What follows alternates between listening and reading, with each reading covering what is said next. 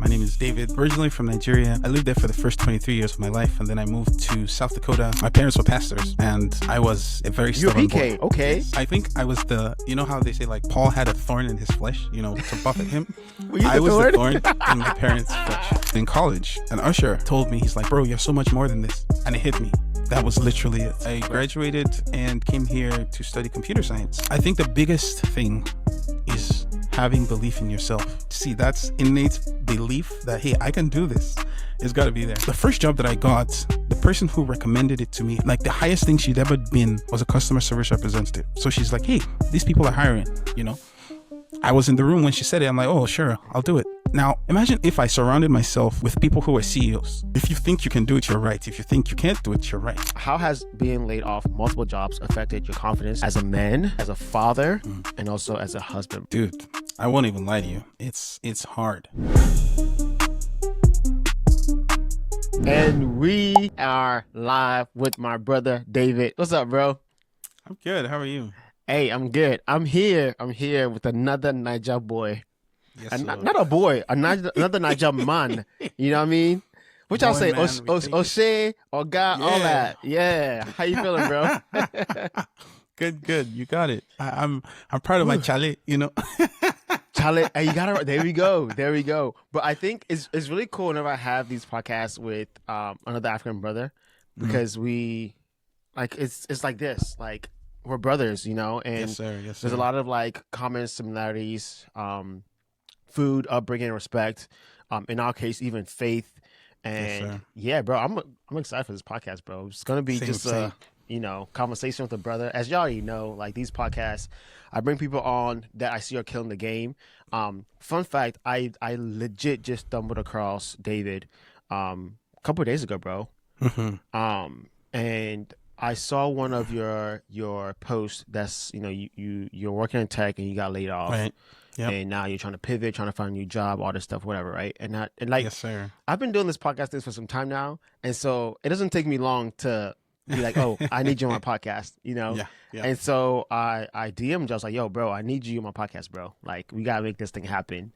And you hit me right back, and within a day or two, we had a prep call, and yes, then sir. a day or two, we on here. You know what I mean? And yeah, bro. Thanks for coming to this podcast. Absolutely, my pleasure. I'm excited to be here. Yeah. I say this to every guest, bro, because you guys have a lot of different things you could be doing right now. You know what I mean? But to take time out of your day to spend an hour or whatever with me, to allow me to share your story. And ultimately, man, for you to also share your story and to be a blessing to many people, I think is a gem, bro. So thank you, bro. Absolutely. I'm glad to be here. Thank you for having me on. Yes, sir. Hey, let's do this, bro. You were born in Nigeria, correct? Yes, I was. Give the people 3 quick fun facts about Niger. And don't tell me about y'all jollof, bro, because I'm not about to argue with you here. Do not tell. I don't want to hear nah. The first fun fact is Niger jollof is better than Ghana jollof, I think. I wasn't gonna say it, but you talked about it, so I had to bring it up. Hey, you know. Oh, jeez. Okay, let's get into it. I think number one for me is like, I came from the city with red roofs, is what it's called. So I grew up in a city called Ibadan.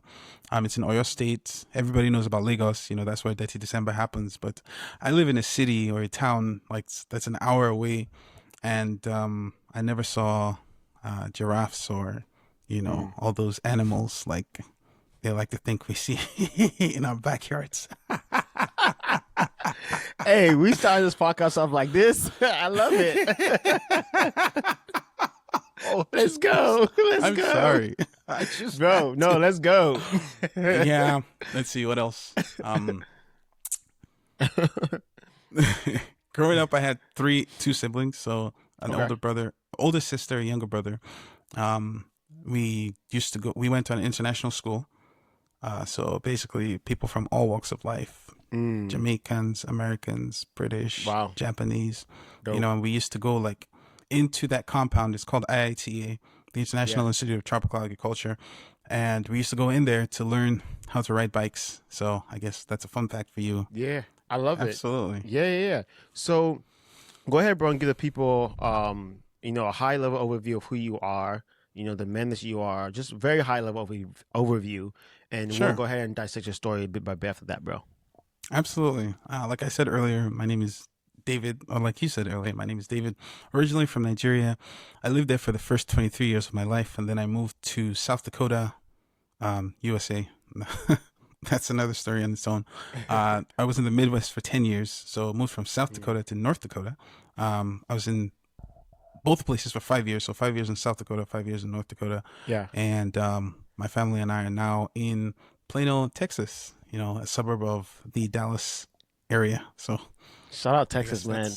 that's Yeah. shout out Texas. Yeah. I always say that like Texas is like my second home, bro, because Mm, my wife and I we were there from like 2019 to like 2023 or so, and nice. yeah, that story is for another day. But yeah, shout out Right? Texas, bro. Bro, let's do this, bro. I want to talk about like your upbringing, bro. Like how was Yeah, home absolutely. in Nigeria as a kid? Mm. How was school? Were you a troublemaker? Were you a Oh good my guy? gosh. Oh my Because gosh. I was terrible as a kid. Me Yeah. personally. How's it, bro? So my parents were pastors, and I was a very You a stubborn boy. PK? Okay. Yes. Oh my gosh. I think I was how they say like Paul had a thorn in his flesh, to buffet him. Were you I the was the thorn? thorn in my parents' flesh.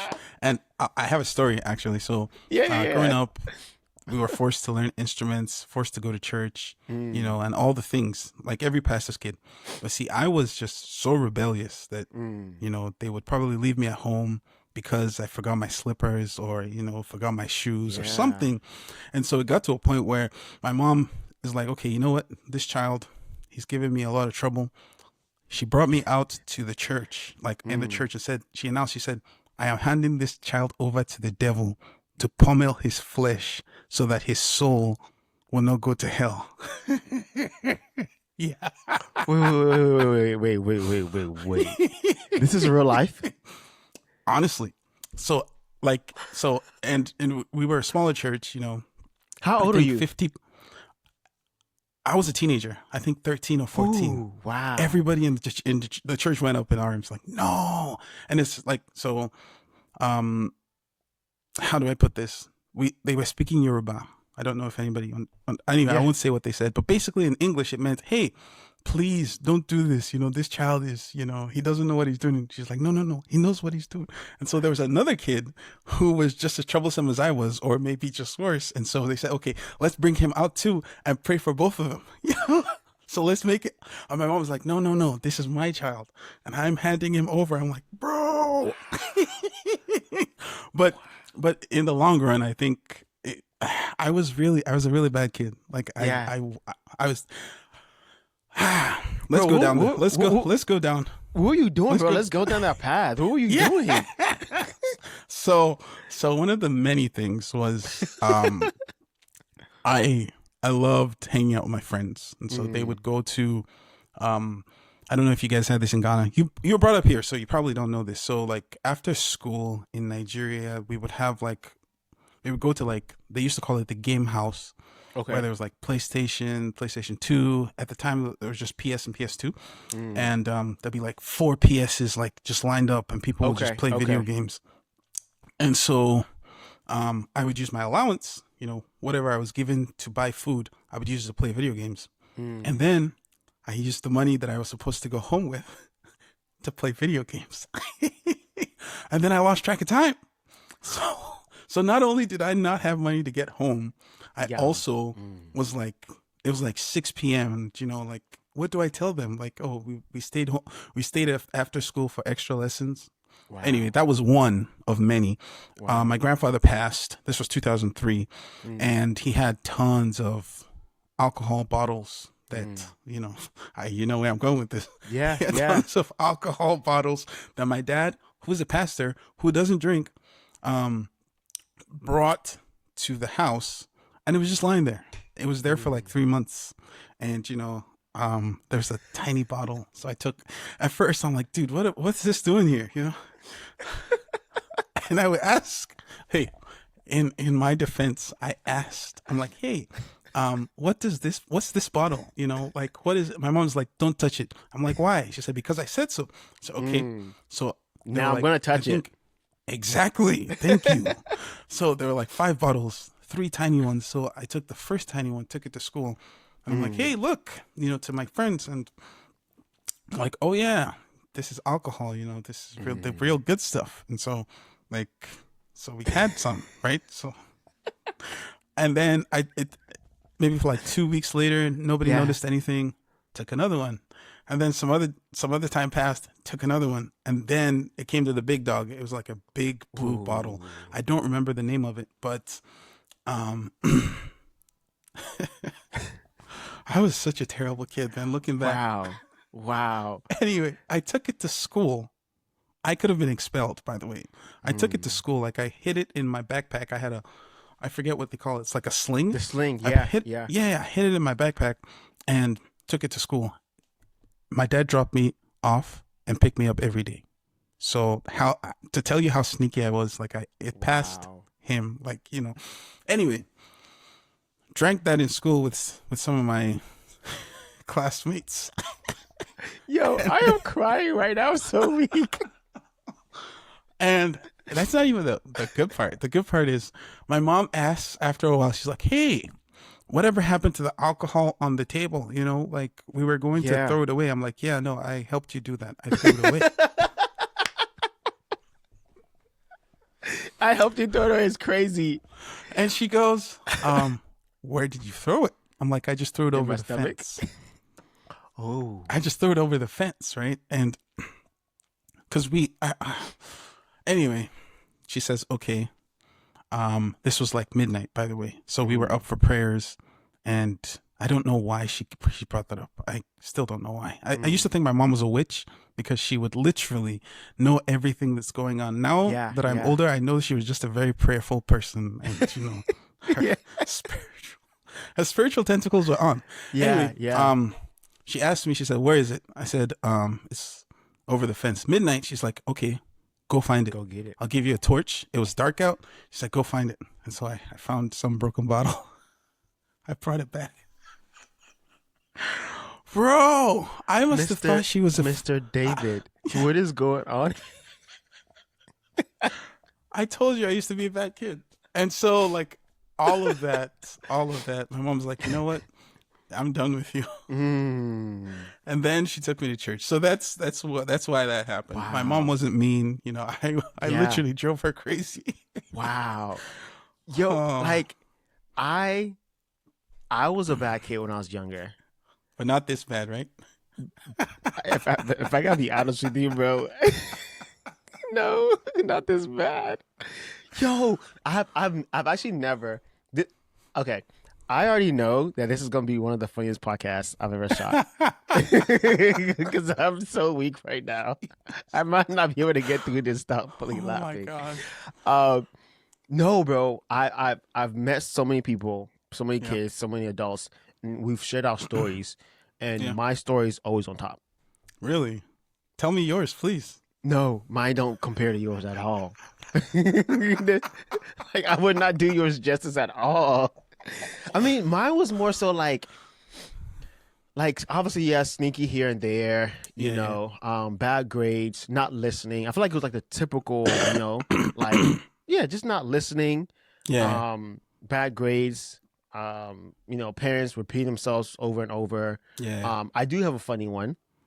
Please. My mom is a cook. Like, we be chefing down the house. Ooh. And they, and bro, they never really. I was always a foodie. I've always been a foodie. Like, I've always been a foodie, bro. Yeah, and I was always hungry, and I felt like my parents was not giving me enough food. My dad always had the fatty parts of the meat and everything, you know. And so my mom would make like soup, like pepper soup, you know. I guess for the Western world, it's called pepper soup. Tomato soup, I'm guessing, right? Yeah. But and that's spicy tomato soup, maybe. Spicy tomato soup, yeah, bro.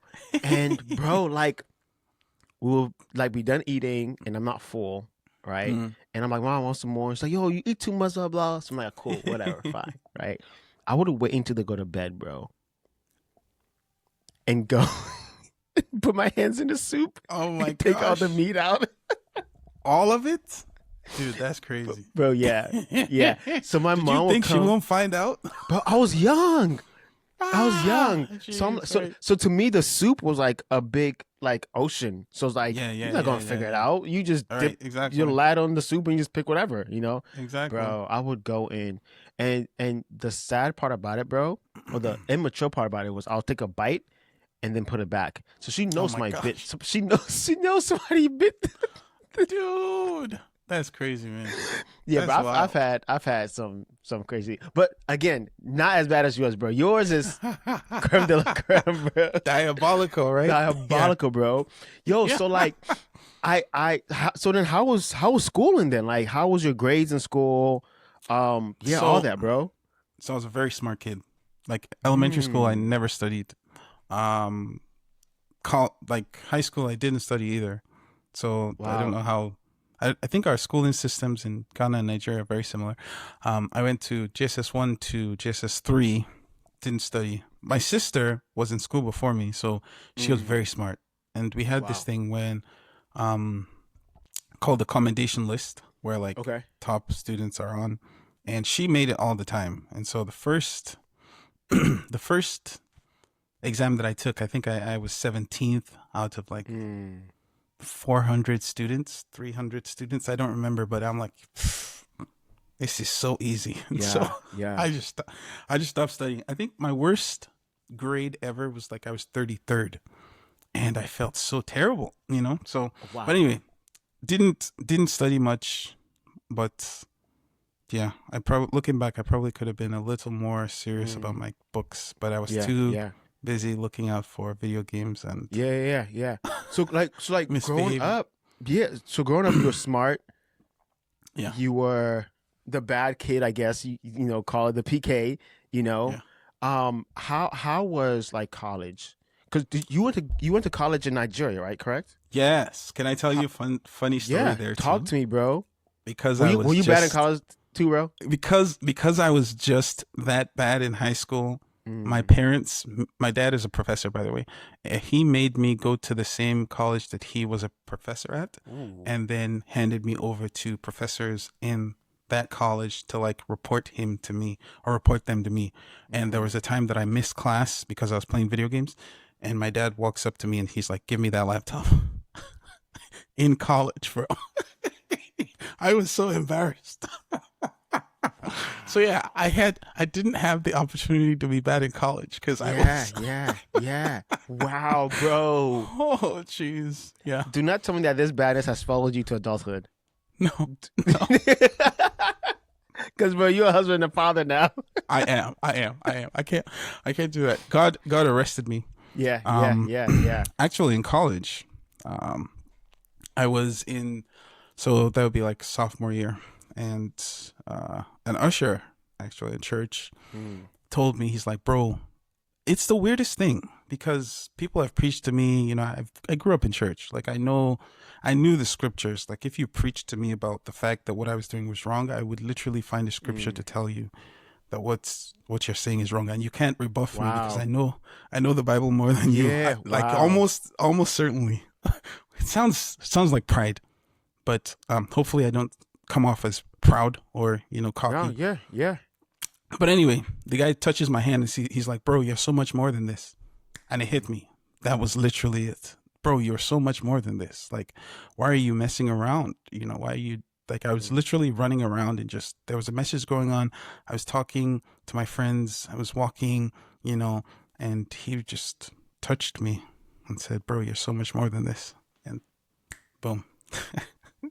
I went, Mm, sat down in church, listened to the message, mm. went out for the altar call. Yes, sir. Yes, What sir. did that like? What did that do to you, bro? Because like that sounds so simple. Like Oh you're yeah. more than this. What did that do like Yes. internally? It it was like it hit me like a ton of bricks.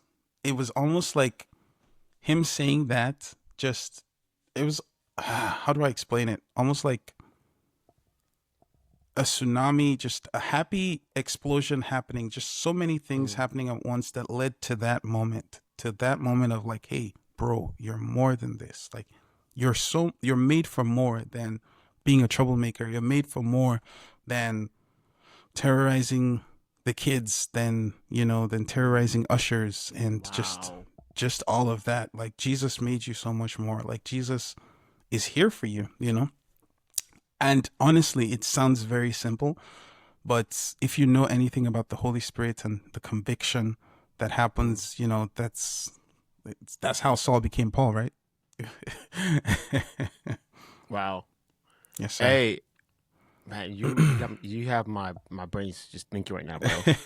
Because I'm trying to think of my like moment where I was like, when someone was like, "Hey, you're more than this." I'm trying to remember my moment. Honestly, bro, I think it was probably when I met my wife. Wow. Yeah, man. At age Tell me 15, about she was that. 17. Yeah, bro. Like, I had always been like, I didn't know what I wanted to do. You know what I Mm. mean? Obviously, like we're both in the tech field, and we'll talk Yeah. about that. But like, bro, I had no idea I wanted to be in the tech field.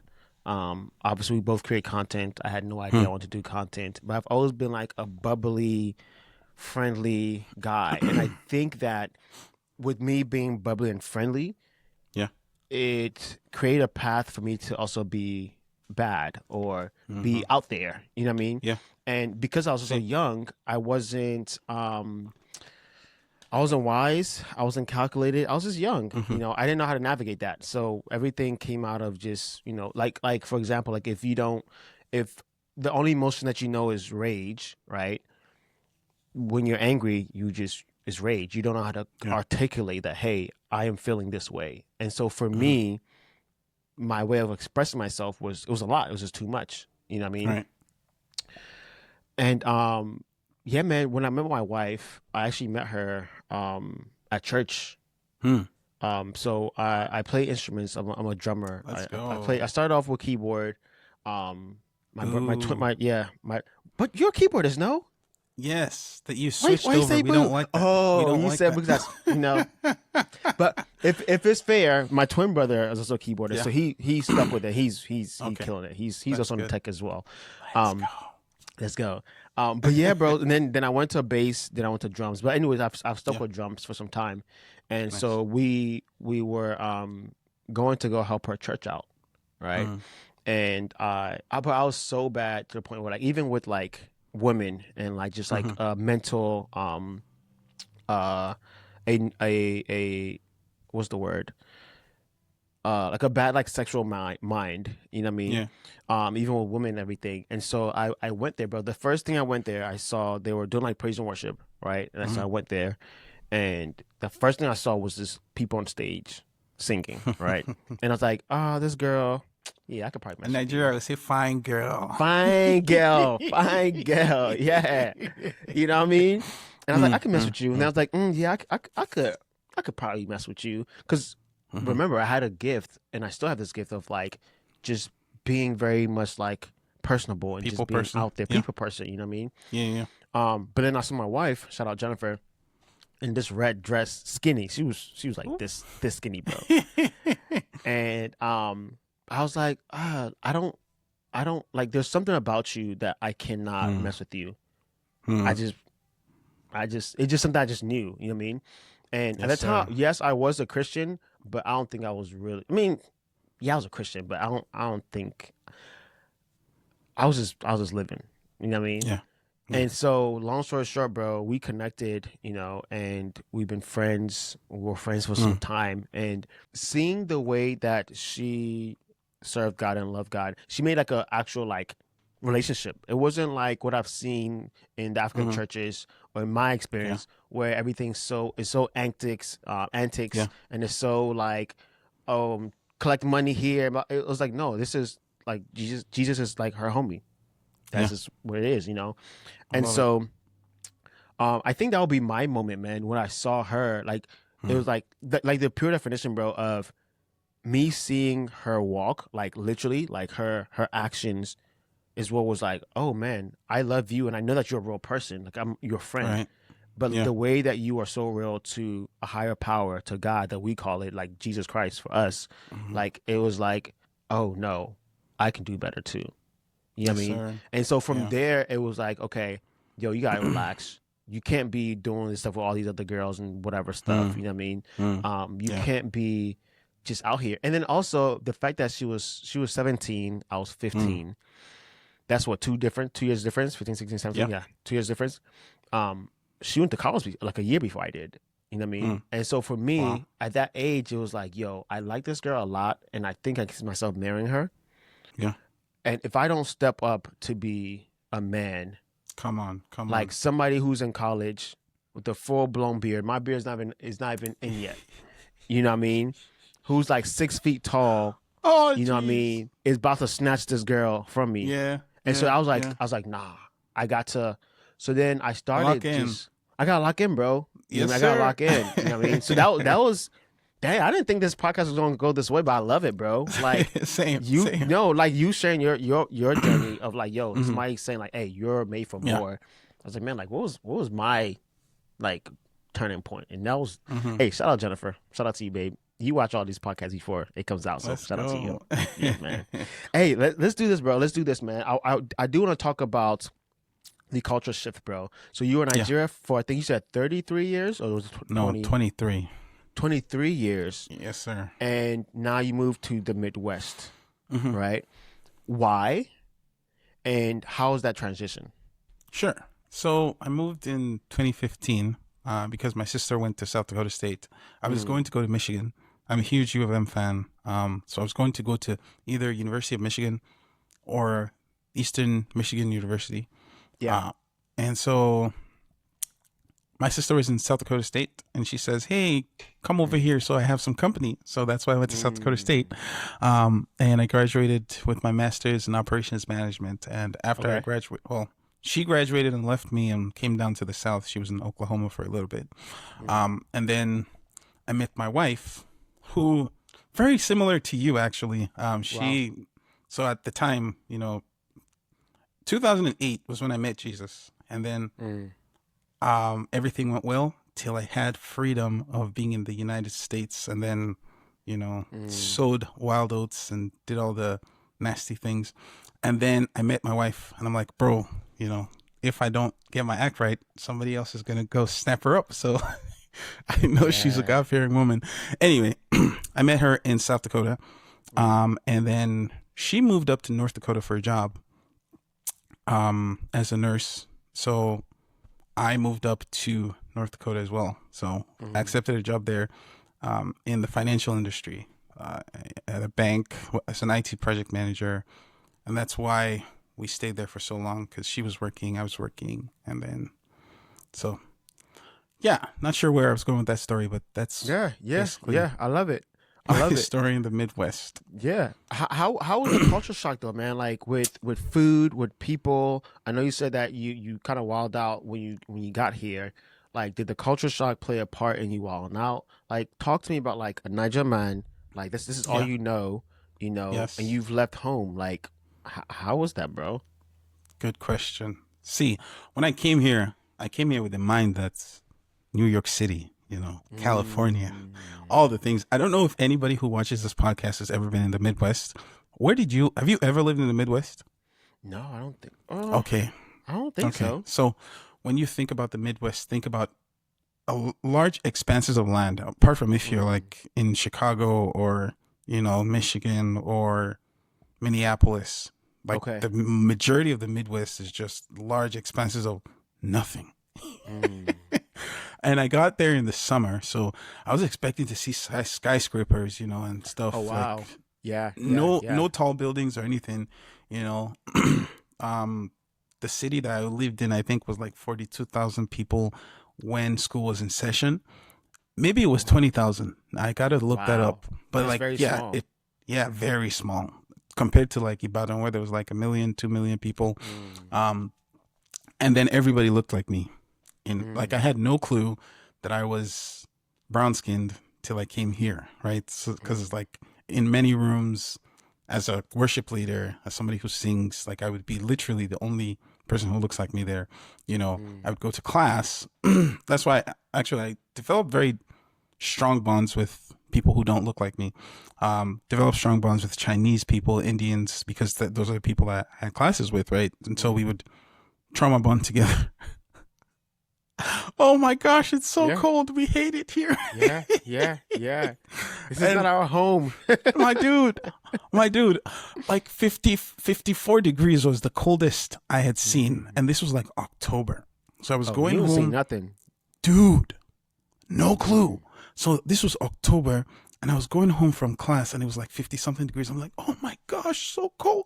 And then I think I was shaking on the road and somebody looked at me, like somebody passed me by. I was like, dude, this is nothing. Like we haven't even started yet. I'm like, are you kidding? I mean, on the flip side though, like the first snowfall of the year, like that I ever seen in my life was there too. And I was very excited. I took a photo. I think I did a snow angel, you know, as a 23-year-old man. I did a snow angel, and just so nobody would see me do it, I did it in the backyard. So like there was a, you know, where nobody would see. Yeah.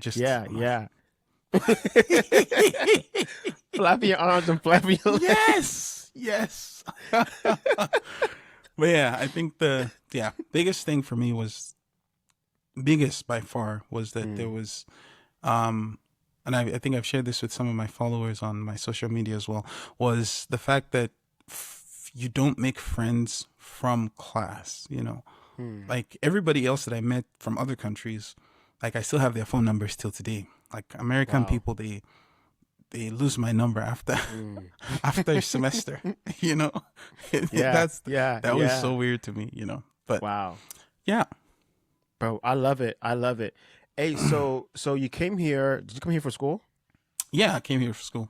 Came here for schooling, and that was for your master's. Yeah, master's. For master's, what were you studying? I actually, that's a funny story too. I just have so many of these. No, go for it, bro. I love it. So my undergrad was in computer information science. I graduated and came here to study computer science. I should have done my research, honestly. Didn't do too much research into that, but computer science is totally different from computer information science, by the way. And so computer science is a lot of coding. Computer information science is a little coding, but not too much. We do a lot of more research into the information systems parts of the, you know, my computer science professor called us the clickers. we just deal with software and we don't actually code. So computer science was very, now looking back, people are like, yeah, you shouldn't have changed. You know, that's where the money is. Like I didn't feel fulfilled, honestly. And so computer science, I switched over to operations management. I could have gone either to supply chain management or project management. I took a project management elective in college, and so switched over to like focus my concentration into project management. So started off with computer science, ended up as an operations management major. Wow. Wow. How was school in the States, bro, compared to Nigeria? It was different. Very different in that in Nigeria, you went to class to have fun. At least I did, you know, like just exam was just vibes. Yeah. Like I feel like school in Nigeria and like in Africa, well, Ghana, in my experience, right? It's fun. Like it's, you know, is. Oh like, my gosh, dude. It's just so fun. Much fun. So much fun. Oh my gosh, it was so much fun. Like I don't think people go for it, bro. No, you go ahead. No, I'll say like I don't think people understand that. Like people see that in Ghana, Nigeria, in our experiences, like it's a unified like country, right? It's a place where people, like I always say that like in Ghana, you'll hardly see like a homeless person, like. And even if the person is homeless, they're not gonna go hungry. Like there's a sense of community, right? Yeah. Where in the States, somebody can literally be homeless and have nobody, right? And the idea of like, you know, it takes a village to raise a child. Yeah, bro, I can go to Ghana right now, bro, and have somewhere to live. Yeah, same. I have so many uncles, aunties, grandmas. They're not even related by blood. Bro, we're not even related by blood, but it's like that thing is there. So I think it's also built into the school system, whereas like, we're all on this journey together. And also, I used to get spankings in Ghana in class, you know, and so all of that, bro, Like it just, bro. All of that like Yes. fortified. It's like we in the trenches together. Like Absolutely. Going through the same things. Yes, Yeah. absolutely. Yeah. Yeah. So yeah, it was fun, a lot of fun. But maybe because I was younger, that had something to do with it too. But when I got here, I got it was a lot more serious, a lot more Yeah. like, you Yeah. gotta figure your life out. Yeah. Yeah. Let's talk career path, bro. So you obviously your whole trajectory has been wanting to get into tech, correct? Yeah. So now you got your bachelor's in Niger, you got your master's in the States. So now how is that job process looking like, right? Where's like what are you niching down to all that? Let's talk about that, bro.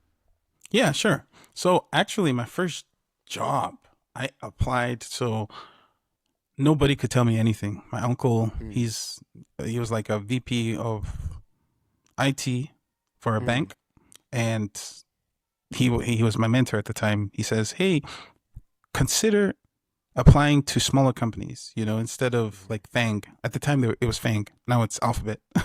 But Yeah. if you know what FAANG is, like Facebook, Facebook, Apple, Meta, and Amazon. what was the other one? Amazon, and Google. I forget what the N was. Anyway, Netflix, I believe.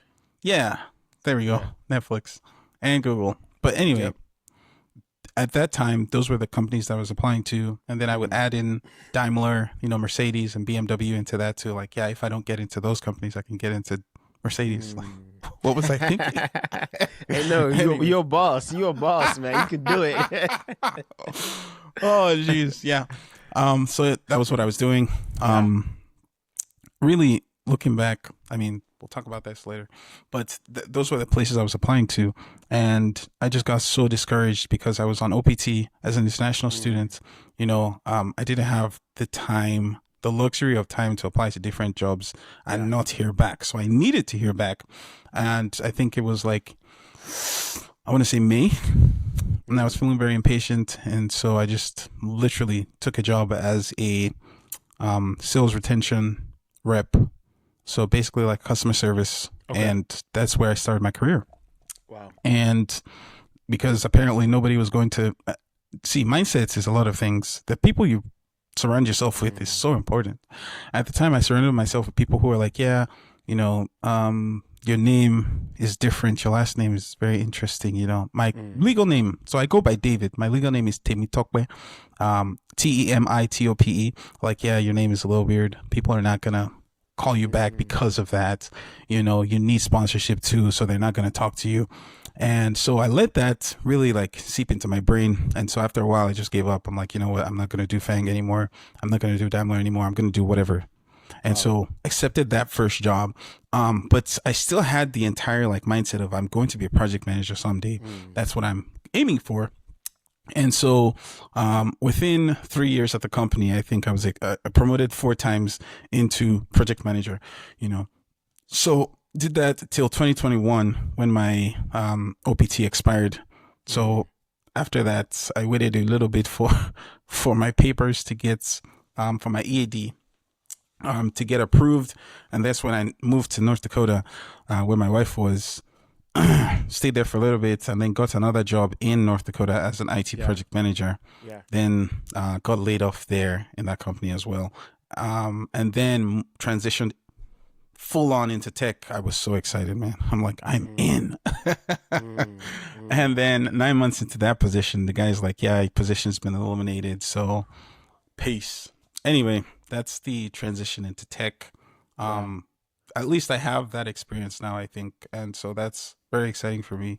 No, I love it, bro. So let's talk a bit, because I do want to talk about the layoffs, because that's one of the things that caught my attention. And your what's the word I'm looking for? Like, you still had like fire in your eyes, you know what I mean, when I saw you online. But before we talk about that, bro, I do want to talk about this important piece that you mentioned. Sure. It's that mindset, bro. Yeah. Your name very being important. Different. And that touches home for me, bro, because my name is like Nyamicha. Like, a lot of people see Anor Code.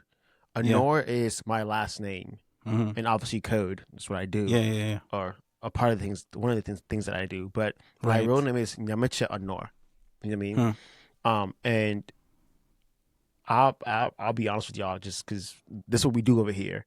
Right. Um, because of what you said, bro, somebody told you, hey, forget the FAANG companies because your name, Yeah. and you gave up. Yeah. I have changed my name on my Hmm. resume before. Like I've had Did it change three. anything for you? No, no, no, not at all. Not at Oh, least no, jeez. no. And a part of that was because I had a very like shitty resume. To be honest with you, like my Hmm. resume Hmm. was not. I didn't have the experience that what I mean. I thought that I had. Right. Um, but there is something to be said about the mindset Mm. of feeling inferior, the Yeah. mindset of feeling not needed, the mindset of Hmm. feeling that, oh, I'm different, so that's a bad thing. Hmm. Um, yeah, I just wanted you to shed a bit light on that, bro. How, like, what your thought process was. You know what I mean? Because irrespective of your name, Hmm. you are still a human being. Like, you are still applying for this job that you believe that you're qualified for. So why Right. should my name be either Tom or Larry or Nyamiche? Why should Right. that? Because that's a real thing as well, Oh, right? Racism absolutely. is a real thing, all that stuff, right? Absolutely. But what was your Absolutely. mindset with that, bro? So are you talking about what my mindset was or what my mindset is? I guess let's do both. Why not? Like what? Okay. What first made you say like, yo, okay, I'm not gonna do the fan companies anymore? Yes, you had influence, right? But how'd that make you Yeah, feel? dude. So I think it made me feel terrible, honestly, because I'm like, all these things that you guys are talking about, Mm. and it was like people around me. It's like other Africans, honestly, who've maybe or maybe not. Actually, when I look at it, when I look back at it now, they hadn't experienced the same thing I was experiencing. They just talked about it. They Mm. basically talked about what they heard other people say. It's like, yeah, you're looking for a green card. They're not gonna. They don't sponsor. You're looking for a green card. There's like 1,000 other people looking to get a green card. Why would Mm. they pick you? And in my mind, I'm like, yeah, that's true. Why would they pick me? You know? Mm. And but the major shift for me, I don't. I'm very, very. I'm a very strong Christian. I believe in God. I believe that I am called out. I believe that favor is my name. I believe that if good things are going to happen to just one person, it's going to be me. Hey, And talk it. that didn't just happen in a day. I had to change my mindset. It's like, okay, why not me? Like, I've been Mm. through the rigors. Like, I've literally paid the price to be here, and why not me? Mm. So I think the biggest thing is having belief in yourself, right? Like, yeah, God, all those things, have faith in God, but see, that's innate belief that, hey, I can do this. It's got to be there. And Mm. I think that was what I was missing.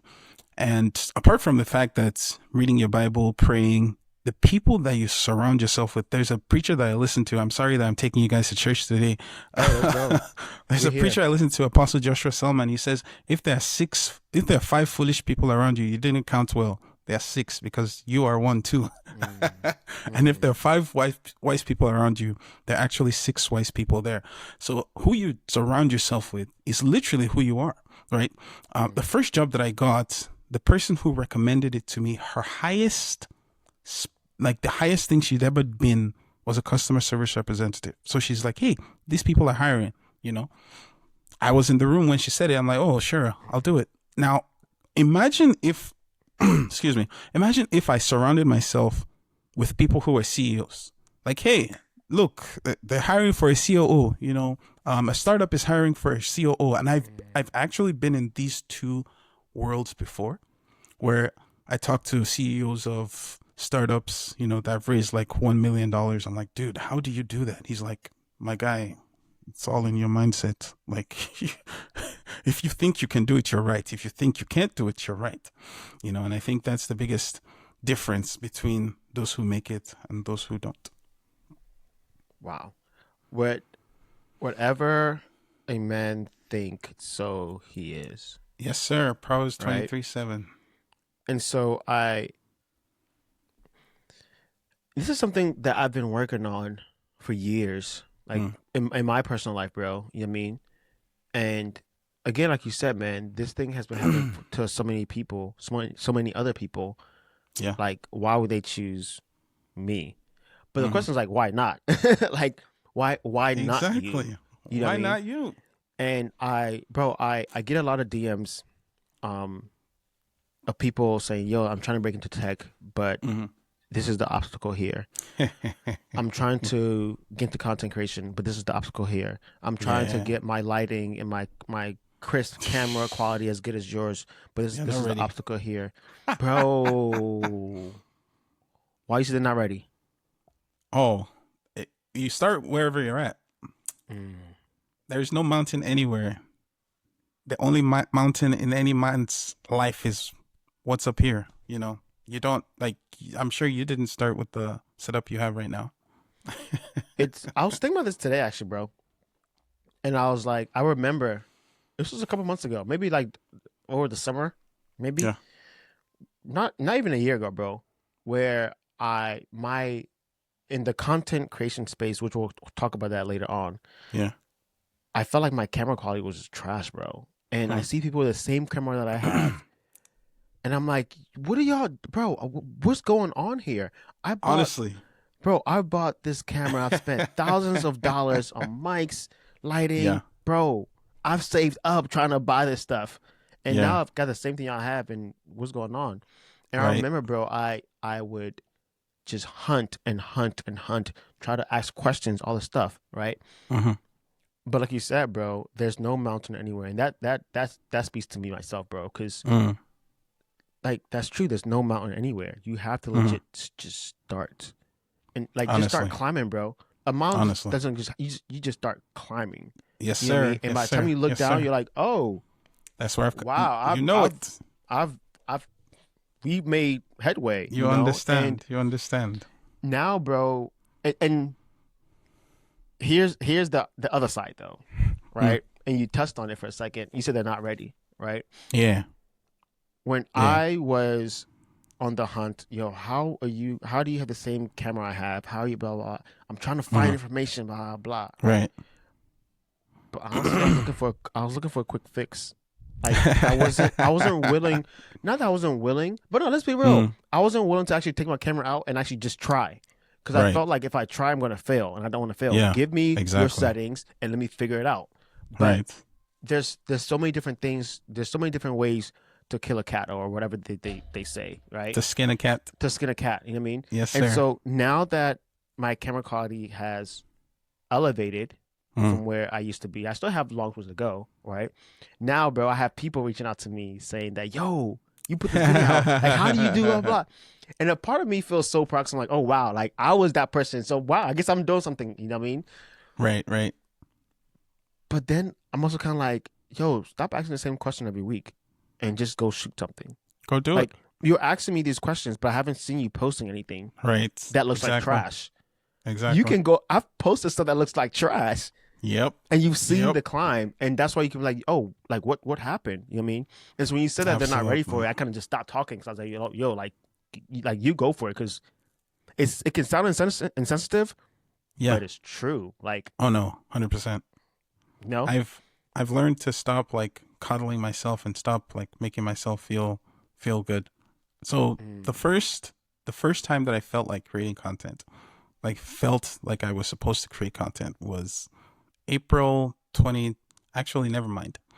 2017 when Snapchat was a thing, you know. Mm. I don't know if you know when Oh, people used to I was heavy on Snapchat, bro. exactly. Yeah. I used to create on Snapchat, you know, motivational speeches and everything, and people would like react to it and respond. And I was just too shy, honestly, to do anything on TikTok or to basically put myself out there. And then after a while, I asked myself, I'm like, what are you waiting on? I'm like, oh, I'm waiting for a nice camera setup. I'm like, oh, I'm waiting for a microphone. I'm waiting for, you know, I'm waiting to have a big story to tell so people can, you know, be inspired. I'm like, you know what? I'll just start where I'm at. And so I just whipped out my camera one day, started on TikTok actually.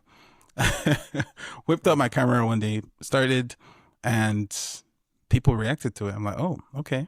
And I just kept going. Like I still don't think like my setup isn't as good as yours, but see, my setup isn't as good as a lot of people out there.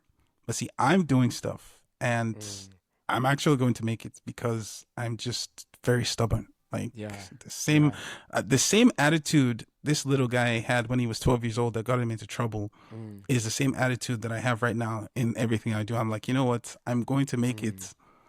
At some point I lost it, but now the fire is back. And so like for everybody who wants to do stuff, they actually need to go out there and do it. Don't ask questions till you've done. So biggest thing. Don't ask questions till you've done it. That's tough, bro. That's tough, man. Hey, we'll come back to the content side, but I do want to talk about the layoffs, bro.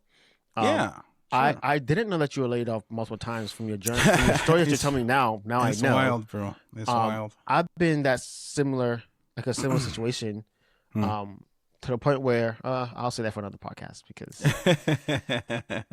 there's still things in the works. But let's talk about the layoffs, bro. How has being laid off multiple jobs affected your confidence as a man, like you as an individual, as a man, as a father, and also as a husband, bro?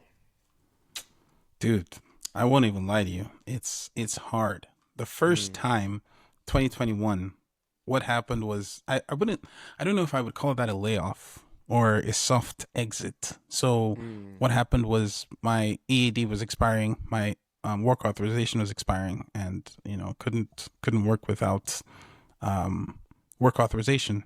I was working on becoming a green card holder. My international students would know the troubles and the heartache that comes with adjustments, status adjustments, and everything. So that happened. I had bills and everything. Shout out to my wife. Honestly, she's amazing. She helped a great deal. So from June 2021 till January 2022 or April 2022, actually, she paid, like, she basically helped out with all my bills. So thank God for having a good wife. Anyway, hey, before you say that, that people are gonna come crucify you, right? Like, oh, you're a man and your wife worked and blah blah. I couldn't work. We'll talk about that. We'll talk about that. I literally could not work. Yeah. Like if I worked, ICE would probably come look for me now. I say that it's funny, but that's kind of insensitive. Facts. Yeah. But that's your reality, bro. Yeah. It's the reality. Honestly, there was two options, right? I could have moved to Canada or gone back home to Nigeria. Actually, three options. Moved to Canada because at the time, there was a lot of things going on in the U.S. I think 2019, Trump was president. So there was a lot of like slowdown in the immigration process. And so basically it was taking longer time to do things, to get responses back from USCIS, from the government, from DHS, Department of Homeland Security, on all of that, so that was a very trying season. So I couldn't work if I wanted to. I would be doing illegal stuff. And as an international student, you have to, nobody's going to tell you the law. You have to take it upon yourself to find out those things. I'm like, hey, could I tutor? I'm like, anything that requires you to have a W-2 is illegal. So I couldn't do that. And I still had my car note. I had credit cards I had to pay on, wild stuff. Wow. Yes, sir. That was the first time. Second time. Yeah. Sorry, go ahead. No, go for it. Go for it. Second time, it was March 2022. Actually, did I say 22? March 2025. I'd been looking for a job since whenever, the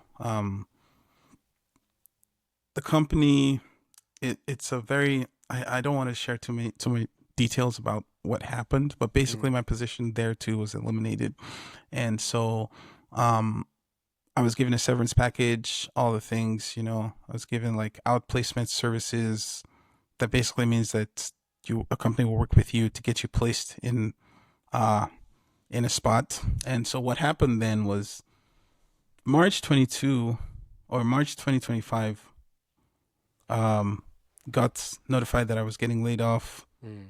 April 2025, I got a position at a tech firm in Sioux Falls. And so it was like just as my severance was getting done, I was getting something else. So that was just amazing. So I didn't have to like to bother about anything. And then also I had my side gig was just picking up, or it had picked up at the time. So like I had some money coming in from my side hustle. So got into this position. I'm like, hey, let's build. Yeah. Let's start to be stable again. And then I got a notification in January that I was getting laid off, 9 months into the company's, or 9 months into working for the company. Thankfully I got severance here too. So but yeah, it's been very trying, very like I literally have to lean on God. Like people, it's a test of my faith for sure. And I had an option at the time. I was telling people I had an option to either like be sad or basically celebrate. And I think I told you when we were doing the discovery call for this that I was in a fast in that season. Like it was day 15 of my fast. I'm like, Lord, what do you want me to do? Because I started hearing, sensing in my spirit, and I don't like to spiritualize or over spiritualize these kind of things, but this was a God move. Everything that's happening in my life right now is a God move. And so January, a lot of people fast, if you're a Christian, if you're African descent, January is like a time when people fast and basically put the year into God's hands. And so I asked him like, Lord, what would you have me do? What's going to happen this year? Blah, blah, blah. And January 15th, I get, actually my one-on-one with my manager was moved from January 12th, if that's a Monday, to January 15th, which was like a Thursday or Wednesday. And so I got on a call 9 o'clock after my second meeting in the day. He's like, hey, you're laid off. I could do nothing but smile. You've lost access immediately. And my wife was very nervous. And she's like, dude, how are you? I'm like, dude, I'm okay. I'm fine. I feel at peace. She said, what's our next move? This is the interesting part. And I said, you know what? We're moving. And she says, when? And I told her at the end of the month, because that's when I felt like I felt like this was urgent. Like we needed to get out of that city and move to our new city, Plano, Texas. But yeah, so stepped out in faith, came to Plano, still walking in that faith. So it's been a new season for sure. Are there times where you doubt yourself and you doubt that, like, man, okay, are we supposed to even be in Texas? Are we supposed to be here? How do you deal with that, bro? God actually has a sense of humor. He's good in like reminding people. Honestly, like I'll back up a little bit and just know God works with people. God works with people in different dimensions. In different ways. This was a very big move, and some people might see it as reckless, but with the confirmations that I got, with the words that people spoke over me in this season in life, it just timed at the same time. It just came together at the same time. And so I'm like, okay, I feel like this is God. And to move here also, we got like confirmations before we moved from different people in our lives, people that we respected, who basically just called us out of the blue to tell us, hey, blah, blah, blah. I'm like, oh, I guess God is working, And so we got here too, first Sunday that we were here, or first Sunday that we got to church, my wife and I looked at each other. The pastor said something and basically like spoke to us. He was speaking to us. It was a prophetic word for us. And they wouldn't have known. I'm like, looked at my wife. I'm like, yeah, we're in the right spot. We're in the right place, And so, yeah, to answer your question of whether that happens, where we doubt, yes. But then he always comes back with something like, hey, I got you, my dude. Yeah. Bro, you're married. How many years have you been married for? My wife is going to kill me. 2022. 4 years. 4 years. 4 years. Our anniversary is the 26th. This month? 29th. Hey, come on, bro. Get it together. Come on, man. Come on, bro. Come on, come on, Oh my come on, bro. gosh. All right, so what we're gonna do is we're gonna edit this part out, and Yes, then you're good man. gonna. Hey, how has married life, man, changed you as a man, bro? Dude, Like, how has that changed you, bro, as a man? dude, it has changed me 180. I wanted to say 360, but 360 is Mm, basically like coming back to the same spot. 180 degrees. Like I was a very selfish person. Um, I just couldn't do anything without thinking about myself. Sometimes I could still be selfish, but a lot of times I think about like other people. Like I have a daughter, I have a 2 year old, and I have a wife to think about when I do things, when I make decisions. I'm literally called to be a leader. So in my mind, that means number one, I have to be spiritually sound, physically sound, financially sound. So I have to provide for my family. Um, I have to be that spiritual head. So mm. I used to joke that if my wife wakes up before me, I've failed. Hey, I know yo. it's wild. I know it's wild. I know it's wild. I know it's wild. No, that's not wild, because I think that's the same thing. But I ain't gonna hold you, bro. I think the same Okay, thing. cool. And my Cool. wife has actually told me in a season, she was like, when I wake up before you and I see you still snoring, like it's unattractive. And I was like, Ah, what? really? Oh, I wow. was like, I don't know if she But you still know, feels that way now, but then again, that season I was sleeping, I was being I was lazy, so yeah, that yeah. works. No, I feel Yeah. you. I haven't always been like that actually. Mm.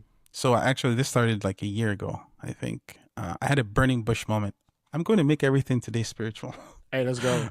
I had a burning bush moment. Basically, it Yeah. was like, okay, like come to Jesus. You know, what it's like, okay, what's going on there?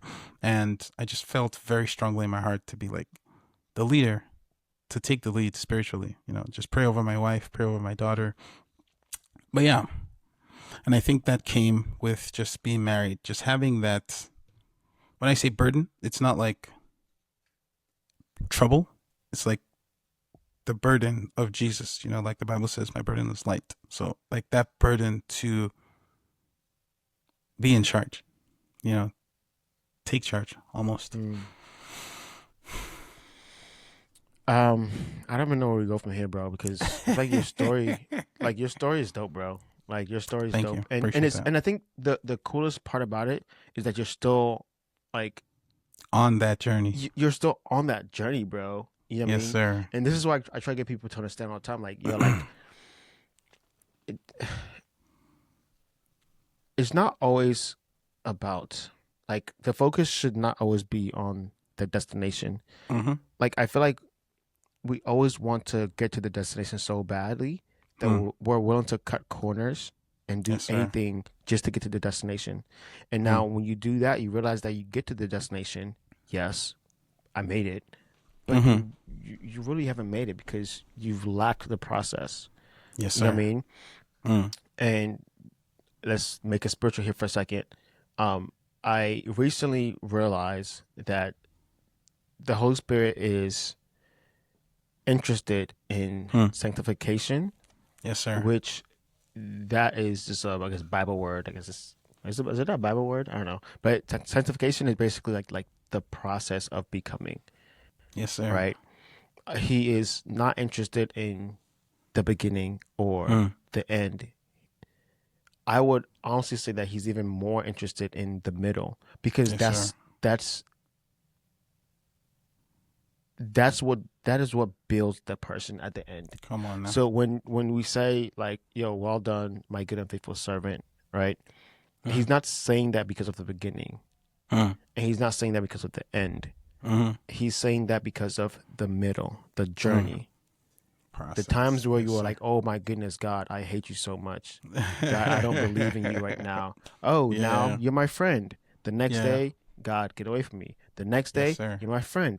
That process of like, I'm still going around trying to figure it out, Right. but Trying to figure it out. I'm gonna still press on. I think Yes, that sir. is where you get your crown. That is where it's like, yo, you've done a good job, right? Mm. And it's cool to see.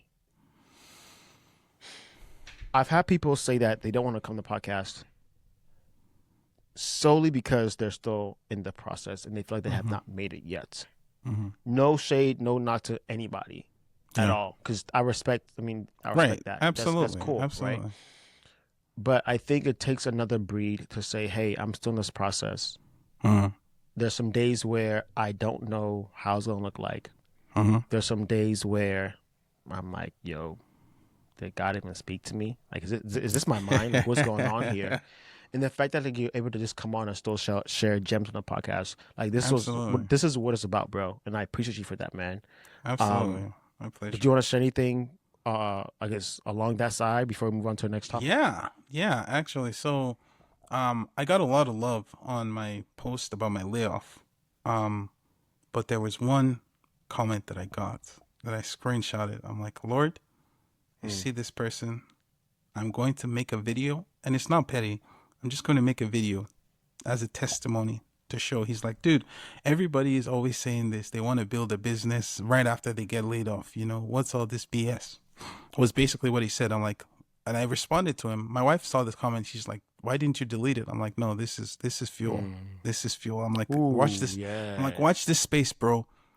In a few months, I'm going to come back with a testimony. He's like, good luck. Thank you. So, yeah, thank you. I'm like, watch this space. So there was a lot of attention on that video, but a lot of attention, a lot of good stuff, a lot of positive feedback. But you see, sometimes we just get stuck and hung up on the negative stuff. But see, that one comment I just wanted to use as fuel, because I'm like, no, Lord, you have to show up. You know, David said, look at these people, Lord. See what they're doing. So, so yeah, that's what I did. I'm like, look at this. This guy is saying this, Lord. Show up that you sent me. Yeah. It's crazy. Like the I guess let's go ahead and jump into content creation now. But like it takes a lot to turn on a camera and share your experience and share your journey and be transparent, and be real. It takes a lot. Absolutely. Like anybody who does that, I tip my hat off to you, because I'm in that space and I know how it feels like, right? Thank God for me personally, I'm in a space now where I'm like, I just don't give a F about what people care about me. That's just me. Like, come on, bro. I've been through like way too much for somebody online to be like, hey, you're not gonna make it. Or because let's be real, not to brag, let's be real. If the person who's online, right, or the person who commented that, right, if we were to stack up our resumes together, like you know, Fitz. Yeah, well, no mates. Let's be real. You know what I mean? And even if the resume can match up, right, which I highly doubt, because people who are doing things with their lives would never, they don't do that. Right. Never do that. Exactly. Even if it did match, right, it's only a matter of time where what happened. Yep. Absolutely. Right. Absolutely. Yeah, man. So I do want to say this to anybody who's watching this, because again, I get a lot of DMs with people wanting to do things like get into content creation, get into development, get into tech in general. And the biggest factor, bro, and I tell people this all the time, like, yo, share your journey. That's what I did. Like when I started this, bro, you can go to a nerd code on Instagram, any social media platform, and go to the first video I posted. It's there. The second video, 3rd, 10th, 20th, 30th, like it's there. You will see me grinding, being transparent. You see me crying. You see me when I first got my job. Like you see the process, right? Yeah. And through that, I've got brand deals. Through that, I've got jobs. Through that, I built a podcast. Through that, I built a brand. Through that, I have a community now, bro. Through that, I have a voice where if I talk, if I recommend people are like, oh, a Norco sent them. Oh, bet they're vetted. And that started with me just documenting my journey and sharing. Yes, sir. And quite frankly, not giving an F about what people think about me. Yeah, I love it. Like, honestly, you know, and there are some days where, obviously, yes, some comments will get to you. Because we're human. Right? There's some days where maybe I did not drink enough water the previous day, and you talk some smack, and you're gonna get it. Got me.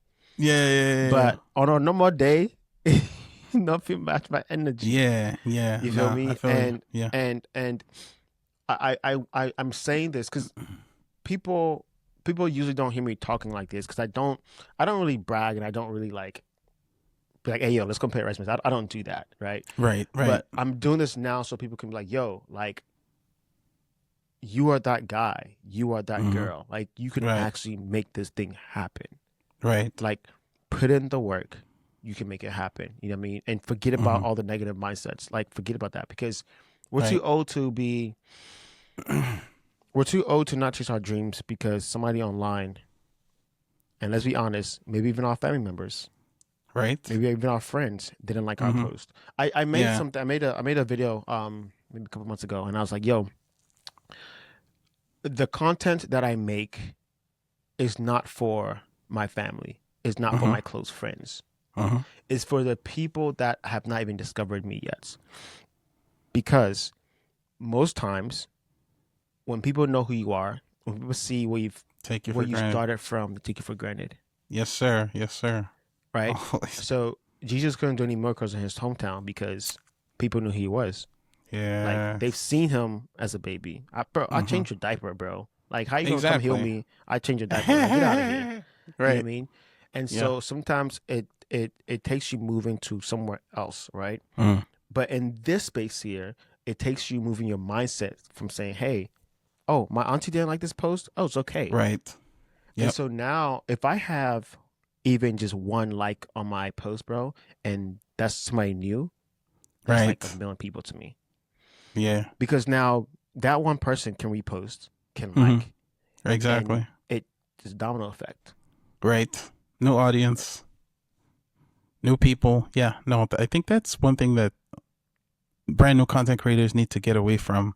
And honestly, sometimes it could be as easy as opening a new TikTok account or a new Instagram account and just training yourself away from there. Because before I started posting on my main Instagram page, I've been posting on TikTok for about 9 months. And I'm like, you know what? Wow. What am I scared of? I have like 900 followers on TikTok now.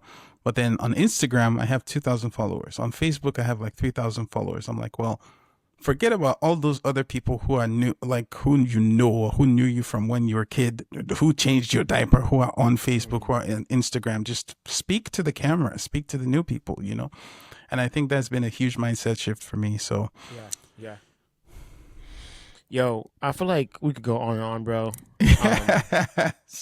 But yeah, man, like before I let you go, I do want to say this one thing too.